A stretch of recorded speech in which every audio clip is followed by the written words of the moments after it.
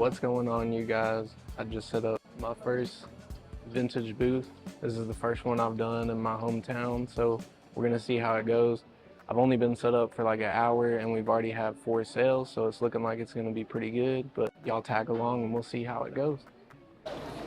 This is pretty much the setup we're running. Got a $10 rack. Pick 3 items for $25. This is the more pricier items, but I didn't bring anything too crazy just since it was local sales. And then we got a bottoms table filled with shorts for the summer, pants.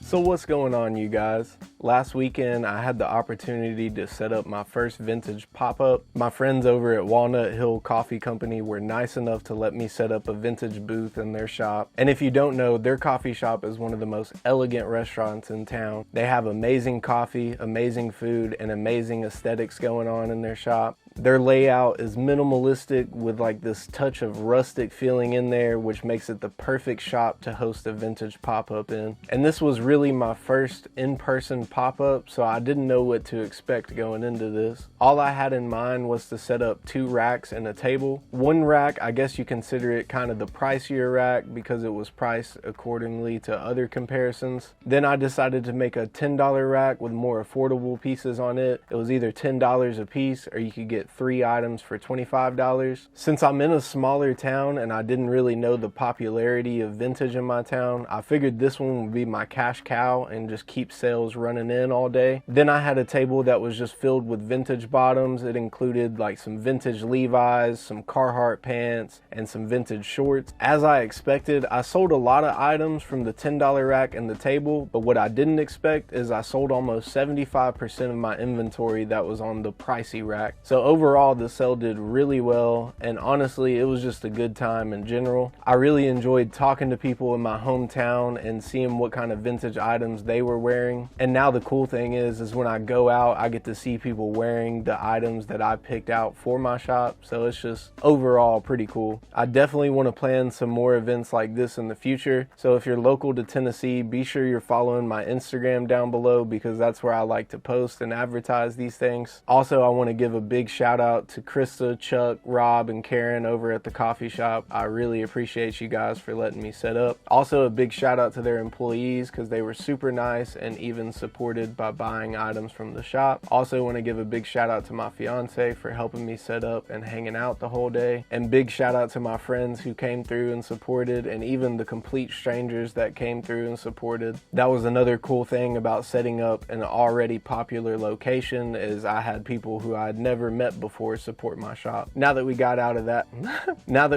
out of the way, I'm gonna go ahead and get into a couple pickups for you guys. This first pickup was actually my first giveaway I've ever won. It was on the Whatnot app. I was watching the Thrift Mansion stream and I won this single stitch 90s beer tee. I believe it's the Winmer Brothers Brewing Company shirt. It's got the Statue of Liberty holding the draft beer on the front. It's on the red anvil tag. The neck has really nice distressing going on with the collar, and there is a small hole in the pit, but nothing too bad. But very cool shirt to win in a giveaway. I've watched Thrift Mansion over the years, and it was cool to win a giveaway from him, so shout out to you. Be sure you're following Thrift Mansion on Whatnot because you can find some really good deals, and he holds some really cool pieces on his shop. The next 2 items are pickups from Poshmark. The first item I got was this Nike boonie hat. I needed something to keep the sun off of me for the summer, and I saw this nice black on black boonie bucket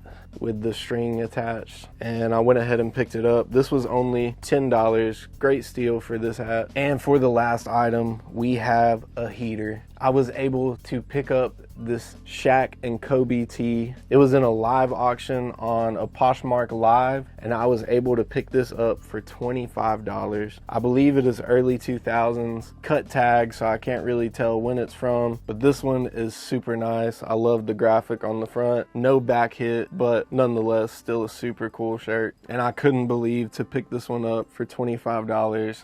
Super steal on that one. But anyways, that's going to wrap up the video for today. I hope you guys enjoyed this video. If you did, be sure to smash that like button. If you're new to the channel, go ahead and drop a subscribe for more videos like this one, and be sure you're shopping my Poshmark and my whatnot down below. But anyways, I'm out. Peace. All right, so we just got back to the crib with a fat Goodwill bag. See what we picked up.